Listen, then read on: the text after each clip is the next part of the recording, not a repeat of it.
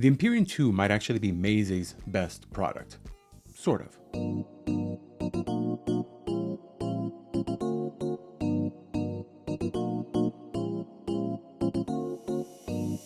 Hey folks, my name is Norb, and in this video I'll go over my impressions of the Meze Empyrean II. Now, so you know where I'm coming from, I own the Empyrean Elite, so I'll be doing some direct comparisons throughout this review. It isn't really a comparison video though, it's just that the Elite is a headphone that I know well. Full disclosure, Meze Audio was kind enough to lend me these for my opinion, and I have not been paid to say anything. All thoughts are my own. For this video, I'll touch on the build and what they come with, but I really want to get into the sound. Now, the sound on these is fun and relaxing at the same time. You have good sub-bass extension with some warmth in the lower mids. There's a slight dip in the upper mids and then some slight peak between 6 and 8 kHz. This is different from the classic Meze house sound, which tends to be more relaxed. For example, the Elite is much warmer in its presentation. There's still good detail in the Elite, but it's too relaxed for me when I'm listening to classical. I usually end up EQing the Elite to give it more realism and sparkle. That's not the case at all with the Empyrean II.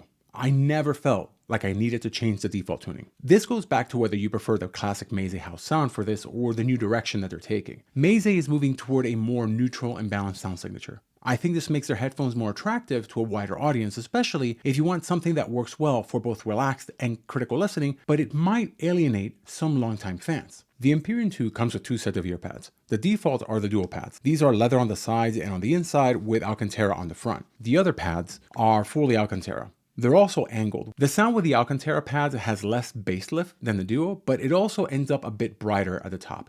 It's a good sound, especially for rock, but I definitely prefer the Duo pads for pretty much everything else with the Empyrean II. The sound between these two pads though is different enough that you'll probably want to swap them out depending on what you're listening to. Luckily, they're super easy to swap thanks to their magnetic attachment system.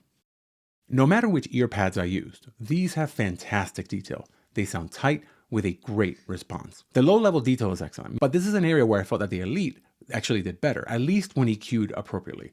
Decay and resonance were also great. One area that surprised me was the imaging.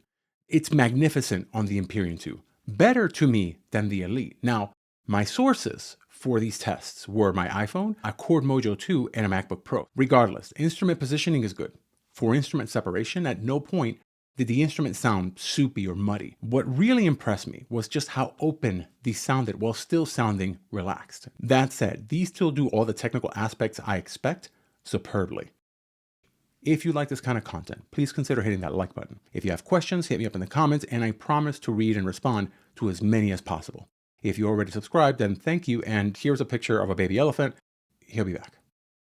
Starting with the bass. It's tight, it's well controlled, and it is very well resolving. With the dual pads, these have a deep extension into the sub-bass. This means that it's present enough to give deep instruments a touch of physicality. That bass is not overt, it's not overpowering. It was just enough for me to enjoy, especially with instruments like the double bass. Now in my background, I have played double bass. I love that physicality of the instrument when you pluck the string and you actually feel it against your body. So that is something I really appreciate when headphones do. Now, if you break the seal with these, for example, if you wear glasses or if the ear pads drop below your jawline, then the bass can drop out some. But that is very much a matter of the shape of your head versus the shape of the ear pads. For me, this was just fine. But if you own these or if you're trying these out, make sure that the lower ear pads don't drop below your jawline. If you wear glasses, the impact will depend on how they fit. The ear pads are pretty compliant, but there's only so much they can do. That's actually one of the reasons why you see me wearing the glasses that I wear. They have very, very flat legs, so they don't really impact the sound all that much, if at all, depending of course on the headphone. The upper bass and lower mids are a little boosted relative to the Harman Target up to about the 300 Hz range. This makes it sound very smooth and a touch warm. Some people might say that it makes it sound a little bit soupy, but I never found that to be the case. To me, it was relaxed and warm without sounding muddy. Not as relaxed as the Elites, but that had more to do with the upper mids and the treble region. Just like with the Elites, there's a bit of a pullback in the upper mids which affected the vocals somewhat. I didn't find it to be quite as engaging as I normally like, but this is just one area where I tend to prefer a more forward character on my headphones. Moving up to the treble, the Empyrean II has a good amount of presence here. Out of the box, it sounds more natural and fresh to me in this region than the Elites do. Timbre was excellent, and with the good response and resolution these bring to the table, I got a solid sense of realism from these. In fact, the detail made these great for music with a lot of complexity.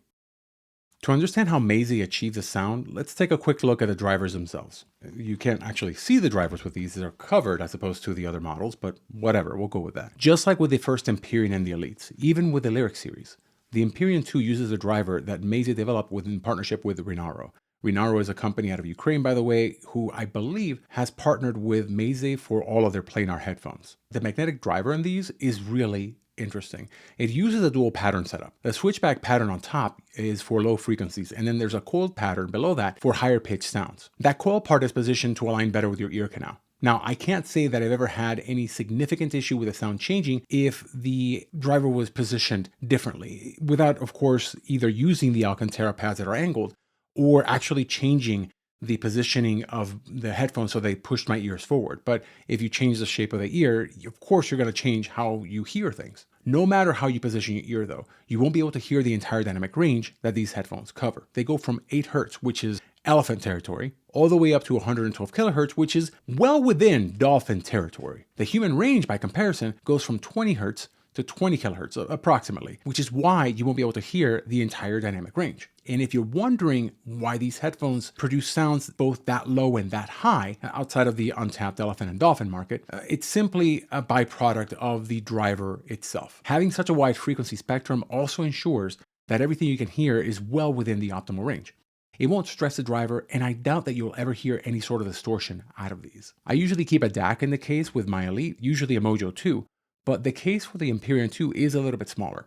There's enough room for a small portable amp, but it's not really needed. These have an impedance of 32 ohm with a sensitivity of 90 decibels, so most modern devices should have enough power to drive them just fine.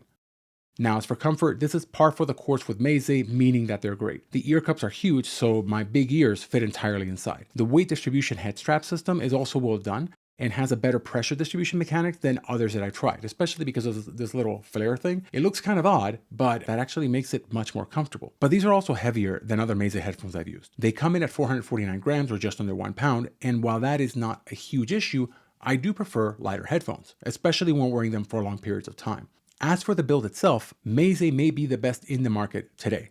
The materials they use, the visual styling, and the user experience design are all industry leading. The precision CNC milled frame is made from a single piece of aluminum. The matte black with silver accents, along with the Art Deco pattern on the backplate, makes these feel like you're wearing art. The unit I was sent also came with silver plated cables. I used the 3.5mm cable, which is somewhere here, whatever. The terminators on the headphones themselves though are 4-pin mini XLR. Now let's get to the genres.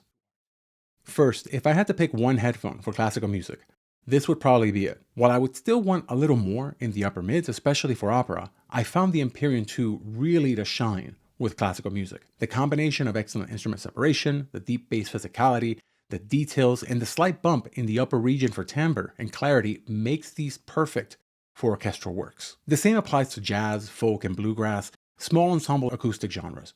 The instrument separation and imaging make these genres pop. There are times when I wanted more from voices, especially female vocals, but those are still great. When it came to rock, and this applies to pretty much every rock genre that I tried, classic, progressive, symphonic, metal, the tuning works really well. You get good bass impact for drums and bass guitar with enough clarity for electric guitars without them being too sharp. Now for rock, I do prefer the Alcantara pads because they provide a more balanced presentation by reducing bass emphasis.